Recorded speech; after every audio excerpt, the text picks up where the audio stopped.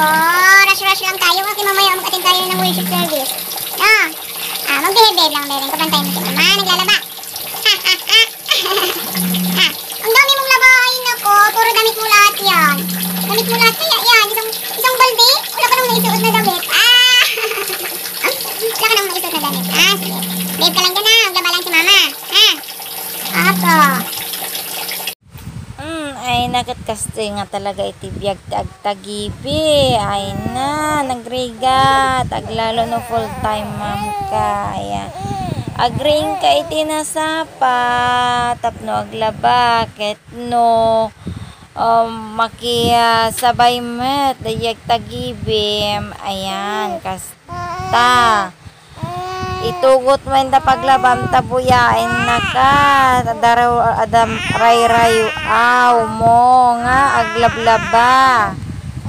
Pampatanggal ng pagod at inip at stress. Ayan sa maagang paglalaba. And kastoy tibiyag mi ditoy. Aglalo no ado iti obra. Yan, matambakan ka nga talaga iti labahin.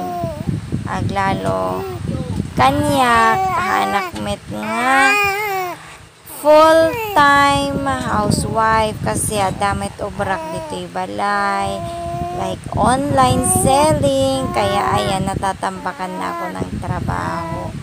Natatambakan na ako ng labahin ni bebe ko. Yan, halos lahat na ngayon ang nilalaban ko ay sa kanya, guys. Ayan. Hindi ko lang alam kung ilang linggo ko to na natambakan. Sorry, bebe ko. Wala ka nang maisuot. Lalo na't nasa labahin na lahat. Nang yung mga pambahay. Wala ka nang pambahay na damit. Lahat nasa labahan na. Mag-behave ka lang dyan, bebe ko. Huwag kang iiyak, ha. Pero ang kagandahan kasi nito, guys, kahit nasa bahay ka lang at meron kang extra income, like online selling, ayan. May mga nag-i-inquire habang may ginagawa ako. So, extra income na rin to, guys. Ayan. Makatulong man lang kay Mr. sa kanyang sweldo, no? Ayan, so yung extra income namin, ayun, may panggastos na rin sa bahay, pambili ng diaper ni baby.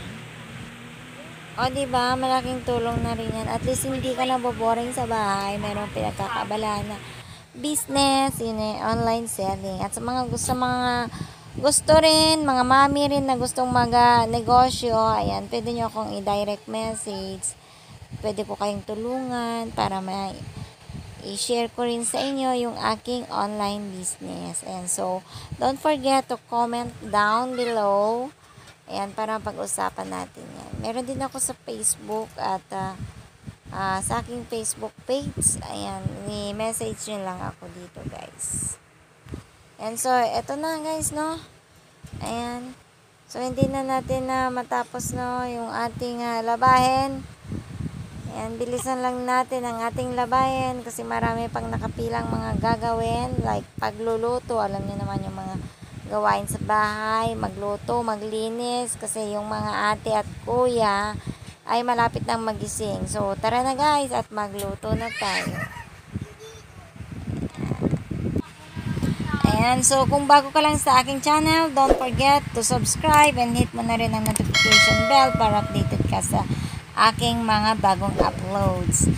So, thank you for watching, guys.